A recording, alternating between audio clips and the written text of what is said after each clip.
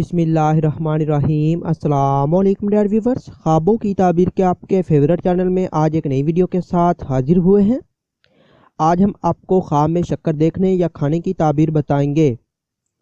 حضرت ابن سیرین رحمۃ اللہ علیہ نے فرمایا ہے کہ خواب میں تھوڑی سی شکر پاکیزہ بات ہے یا بوسہ ہے جو اپنے فرزند یا بھائی یا دوست کو دے گا، اور اگر بہت سی شکر دیکھے تو مال اور حلال روزی پر دلیل ہے۔ حضرت ابراہیم کرمانی رحمۃ اللہ علیہ نے فرمایا ہے کہ بہت سی شکر مکروہ ہے اور اس کا بیچنا نیک ہے، لیکن اس کا پانا اور خریدنا برا ہے۔